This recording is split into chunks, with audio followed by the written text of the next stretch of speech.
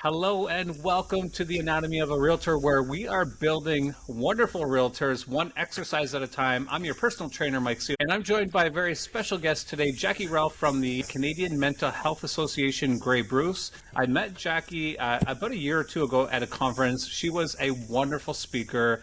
Really knowledgeable in her field, and so I'm really looking forward to digging into Jackie's brain and seeing how she might be able to help us as realtors.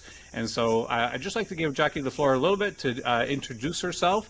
And first question is just going to be, can you tell me about what's kind of trending today in mental health? Can you share some statistics and that sort of thing? Yeah, so my name is Jackie. I've worked at the Canadian Mental Health Association, Grey Bruce Mental Health and Addiction Services. That's a lot of words in our name. For 19 years now. So I've been part of the agency, saw lots of changes, lots of new programs come and go. And that's kind of along the lines of the trends, right? We try and programs change, new programs come and go as the mental health of our community changes as well. It's interesting times, right? There's a lot of stuff going on, a lot of things happening. And so that is reflected in our mental health. We always say that 1 in 5 of us will struggle with our mental health at any one time.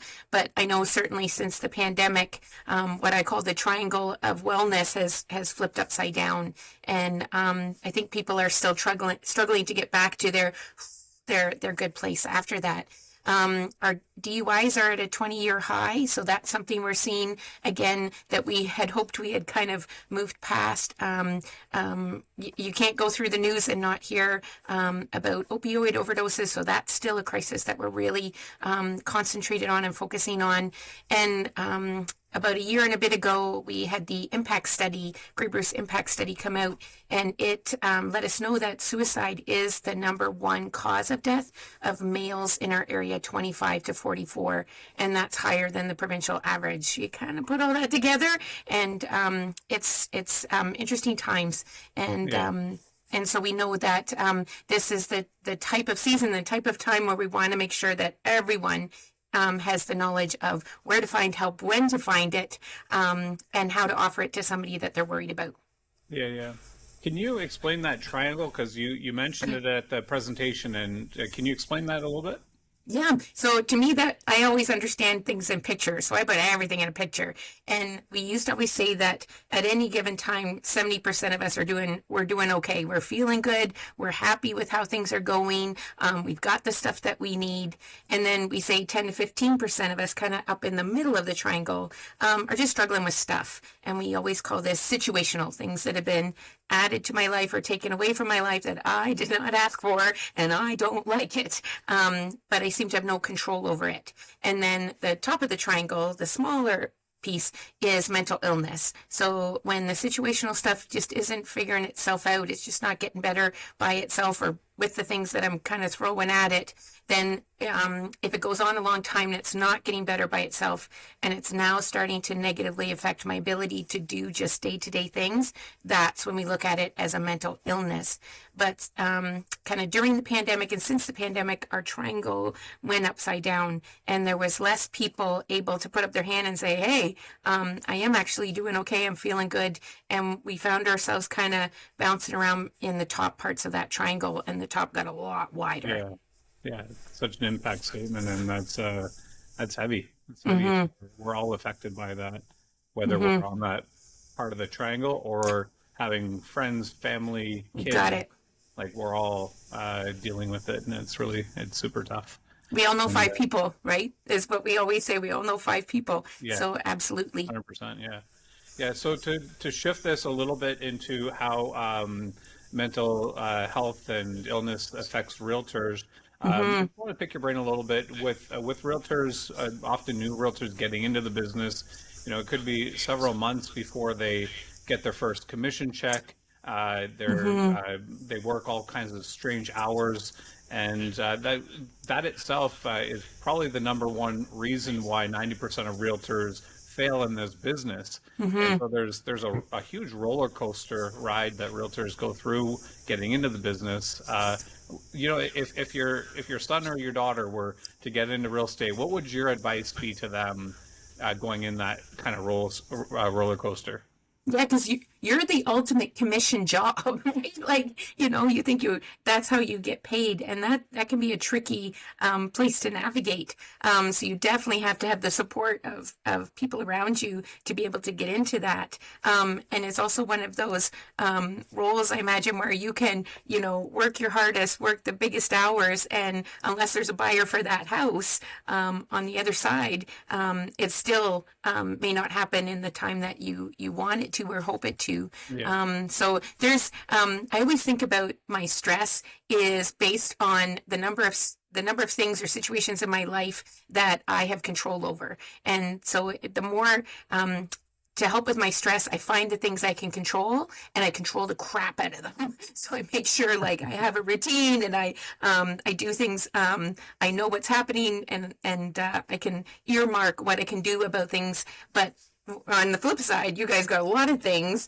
that you have no control over, and so you have to be able to find ways to navigate that and control and work your way through that. Yeah, yeah, and that's very much true in your field. I just speaking with friends this morning about other friends and family with mental illness and drug addiction. Like there's so much going on that we don't have control over, and that's so very true in real estate. Like just the transaction itself, we have no control over, and then you start to layer in all the stresses and all the problems, and it does become.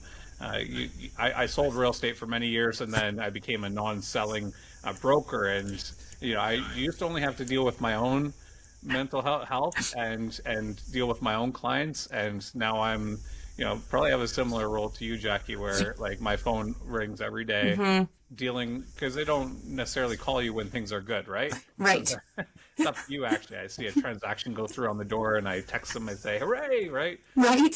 But on the flip side, it's like I'm dealing with this problem or that problem, and so it's tough.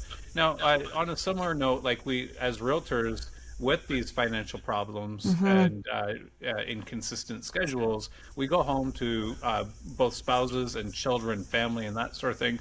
What kind of advice could you give to maybe switch it to a more positive, because we know the negatives there, but how do we go home and make a positive impact, even though there's lots of jobs like this, whether it's being a police officer or like just these inconsistent schedules? How do we go home and make the best of our families and that whole situation? And that's a great question. And we have part of that worked into a presentation that we do. Everybody does it different way. You think of, again, social workers and firefighters and police officers have to be able to leave their stuff at the door. And one of the best words of advice I ever heard was that is exactly what the one individual did. They took they had a mat outside their door that said welcome home or whatever it said, and they would write stuff on a note and put it underneath the mat so that when they walked in, that was left behind. And whatever works for you and being able to do that. I know you guys, you don't have two phones. You have one phone. That's how most people get a hold of you. So even being able to put in a message and say, hey, I'll get back to you in 24 hours. Right now, I'm just relaxing on my couch. And what a neat way, too, on the flip side, to be able to send that message of why mental health is so important to anybody that might be reaching out to you. Oh, this is Mike's time with his family. I'm so glad he's having that. I'll reach back out at 9:00 in the morning. So any of those little things that you can find that work for you. And in the meantime, you just keep practicing and finding something that does. Yeah. No, that's so good. And I always kind of preach it and teach it to my agents about the importance of setting boundaries. And it starts with communication. If you let your buyer or seller clients know that, hey, I work from 9 to 7. It doesn't need to be 9 to 4 or 9 to 5, but set some time so that the last 2-3 hours of the day, you can actually turn off your phone. And our phones have the capability of going into like a personal mode where only your friends or certain people on your list are able to reach you, and then you don't have to worry about anyone else. They go automatically to voicemail. And so, taking those steps, it was always super important to me not to work on Sundays, and just having that one day where it was my favorite day of the week, right? Because I knew that I wasn't going to be doing anything. I'm a 6.5 day work week mindset though. Like I always need to work, but having that day or that time of day off just allows you to make commitments to friends and family and Mm-hmm. say, yep, absolutely. Like I don't need to check my schedule at 7 o'clock because I know I'm not, that's a white, like I've blocked that off for myself, right? And Mm-hmm. so I agree. It's just so important to leave stuff at the door and to block that time off. And then Um, fill that time with things that make you belly laugh yeah, and giggle and rejuvenate, and that's important too, because yeah, we can get also stuck in that time where we just like, oh, it's just like, turn ourselves off, but then we're not recharging our batteries. So yeah, absolutely. Mm-hmm. yeah. On that note of recharging your batteries, do you find that there's some importance when it comes to routines, diet, exercise? I mean, this was later on in my questioning, but how do we go from having a stressful job? Can we talk about recovery and uh, Mm-hmm. what that looks like? Yep, for sure. We talk about it a lot as a stool, right? So if you have a stool with four legs, if all four legs are present, you can step on it to reach the top shelf and you're going to be safe. But if one of those legs are missing, everything that you use that stool for is going to be out of balance. And we talk about the four pieces in there, right? Is sleep and moving our bodies and getting the right fuel into our bodies, and then being able to find things that make us happy. And when we do those things, everything just kind of falls into place, right? When I get enough sleep, I can focus. And when I focus better, I remember to take my lunch with me instead of leaving it on the counter. And when I eat well, I got that energy to go for a walk at lunch. And then when I get home, I've done enough little things that I still have some energy left for me. How awesome is that? And then that just helps the cycle. Mm, But if one of those legs are missing, that stool gets really wobbly. hmm. So good. Yeah. Yeah, I've been on a kick for probably a good 4 months now, and it starts with like waking up at 5 in the morning. People think I'm crazy, but I say, well, when you start waking up at 5, you'll automatically start going to bed at 9 because or Yep. 8 because you're just wiped, right? But then you're getting that sleep. 5 o'clock Hmm. is such a great time to wake up. It's maybe not for everybody. We all have different schedules, but when you're up at that hour, you have very little distraction. Hmm. And for me, I go to the gym and I get a lot of good food into me. And by 9 o'clock in the morning, 10 o'clock, like I just feel so good. Like my mental health today is almost as best as it has ever been. And it just starts with yeah, I'm getting that exercise, I'm getting the Hmm. sleep, I'm getting the nutrition, and then I guess that third or fourth stool was just having fun or having relationships, which I have, Hmm. which is good. So that's great. So turning to our clients, I would say that probably more than 50% of the time we get called, especially for selling a home. So Hmm. I would say the reverse, more than 50% of the time when people are buying a home, they're doing it because they're excited, right? Like we just qualified, great news. But when they're selling, a lot of the time it's because of you know, mental health problems, drugs and addictions. There's A loss, a death, a yeah, change in a the loss, yeah, family. Yeah. exactly. And Hmm. so we're not all qualified as realtors. Like we didn't go Hmm. to school uh, to figure out how to do counseling, and but we're put into these very real scenarios. And so I guess my first question for you, Jackie, is how do we identify some of the common problems, and then how do we bridge the gap between us not being qualified and recognizing that there is a problem, and bringing them to like resources that are available? How do we not try to be Superman in that situation all the Hmm. And that is so important to be able to say, to remind ourselves exactly that, hey, I'm a realtor, I'm not a social worker. And, I tell my team that's out and about in the schools all the time, if I was a kids help phone counselor, I would be really angry at my team if we started counseling kids that we meet in the schools. Just like I would be really mad at them if they started doing puppet shows in my school. So it's the same thing, being able to stay in my role. But at the same time, you're front line. You're sometimes talking to people that maybe haven't got there yet.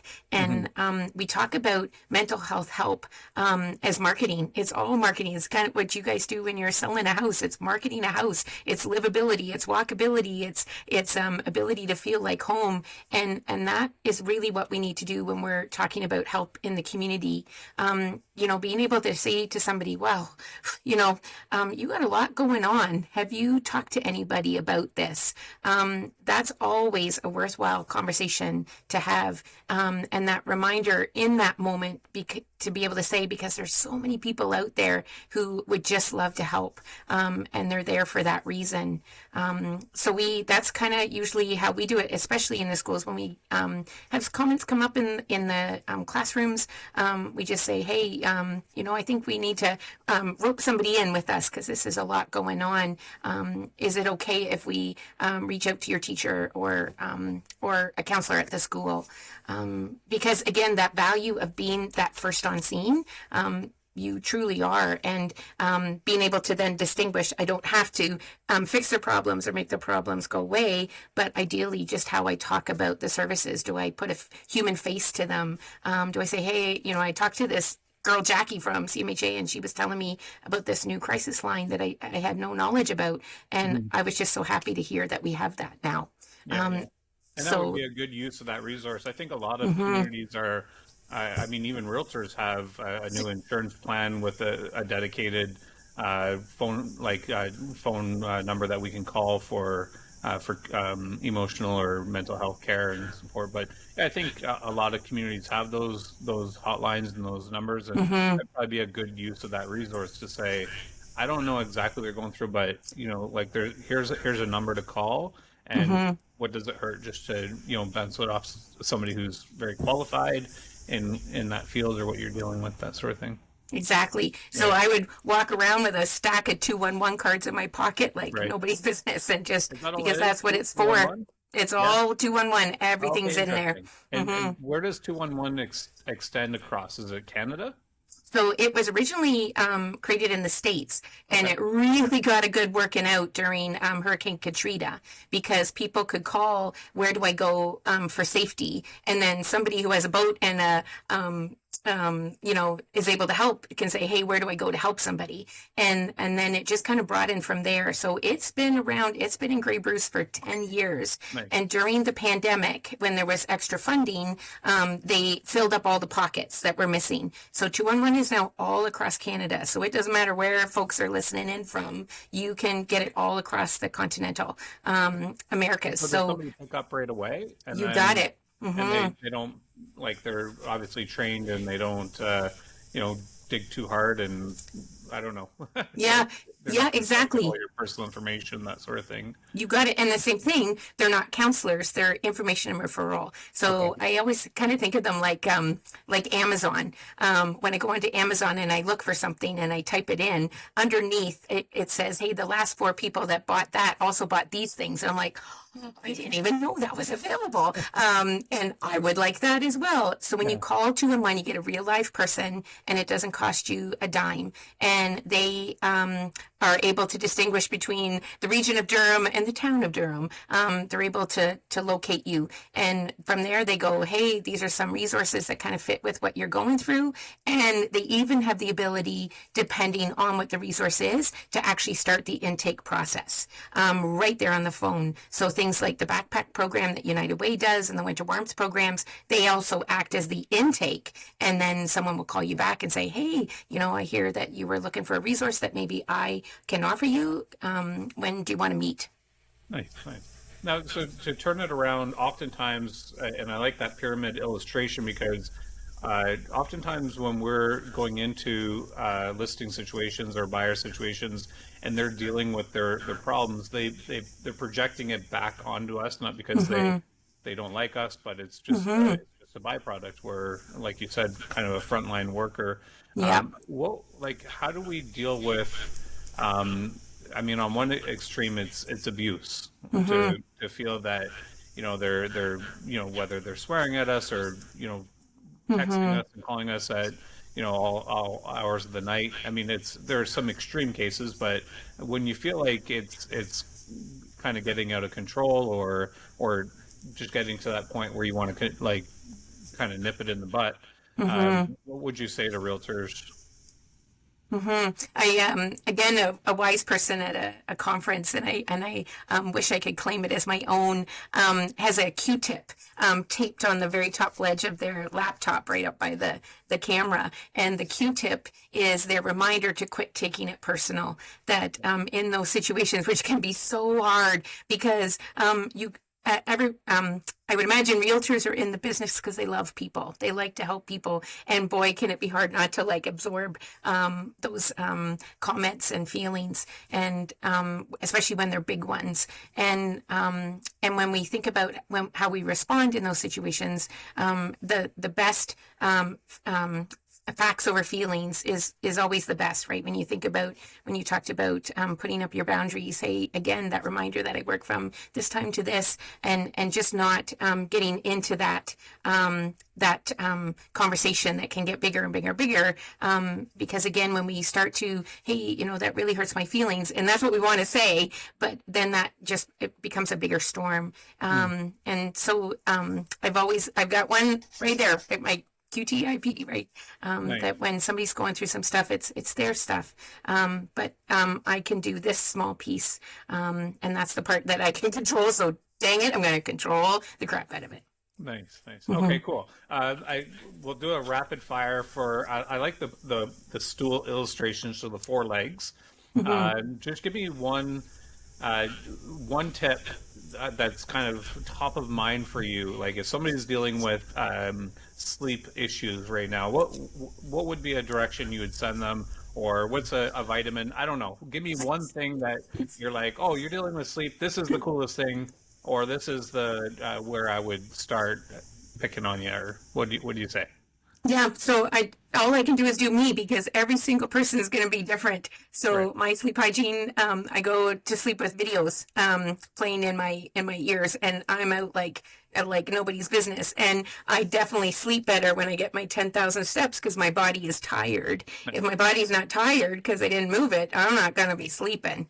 Nice. So those are, and because that's a tricky question because you have to find what works for you. Yeah. Some people like a fan, they like the white noise, and others are like, oh my gosh, that would keep me awake all night long. Some Yeah. people like the curtains drawn so that it's black, black, black, and others are like, no, I love to wake up with the sun on my face. So yeah, you have to find what works for you. Yeah, yeah, yeah. And for me, like I said, the secret to going to bed at night is wake up nice and early. Yes, and then you're really tired at Yeah, night. and Yes. yeah, I feel like as a culture society today, we're really prone to our devices, and Mm-hmm. there's a lot of science and studies out there showing that doing that before bed is probably not good for you. So to try to get that. What about exercise? What's kind of you're counting your steps? Are you getting 10,000 a day? Is that your goal? Yes. That's a I lot. know. Yeah, look, it's just automatic because we're doing trainings, and I like to walk around when I do trainings, and we do our puppet shows and our presentations, and if I don't get 10,000 steps, then I'm like, gosh, what was I missing today? I must have forgot to go somewhere. So I get a lot of steps in, and the gym is a great thing to do. I was part of the Tuesday volleyball league Oh, with nice. the rec league, so that's always fun.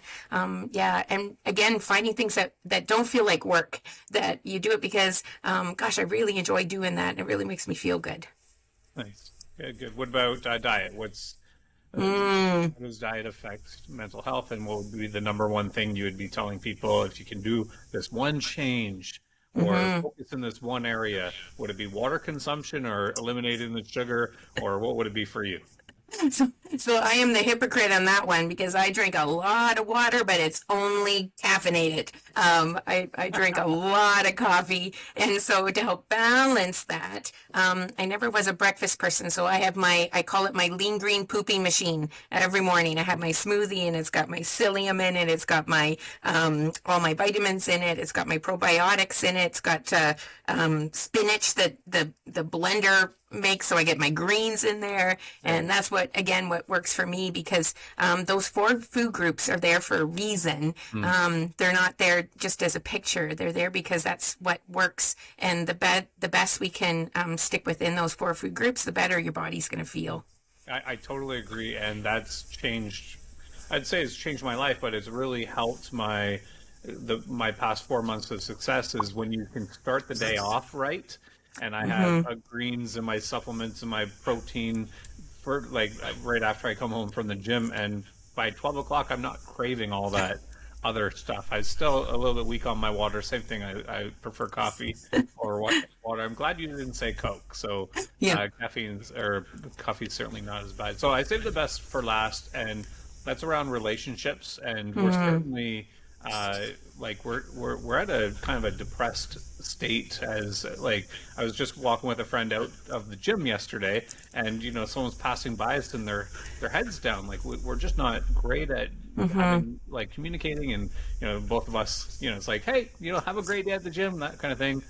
But what would your advice be to people today, like about the importance of relationships and how to create new meaningful relationships, because they are so important for mental health and everything, right? And that is the perfect question, because the other stat they found during the pandemic and even a little bit before that is people were craving relationships. And we, as Canadians, we offer the perfect way to do that, because as Canadians, when we say, hello, how are you doing? Like we open the door right from the get-go. But as Canadians, we offer one word, fine, great, peachy. And so the opposite side of that is to take advantage of being asked, hey, how are you doing? And be really honest and say, hey, I'm not doing too bad. I'm going to go to Good Enough Live karaoke this weekend. So I'm really looking forward to that, because boy, do I need that, because it was a stressful week. Did you notice the same thing? And that's how relationships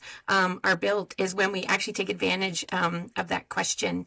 And each one of us, I think, would be surprised the relationships we do have when we take advantage of that, and we find, hey, I do have more people that I can talk to than I actually realized. Because boy, every single one of us needs that one person in our life that knows who we are, knows what our normal's like, and when it's off, they're that person that's going to show up at our door on a Friday night with cheesies and make us watch Dirty Dancing 10 times until we tell them what's going on. And whether it's our spouses or our siblings or our best friend, we all need one of those people in our lives. Totally. Yeah.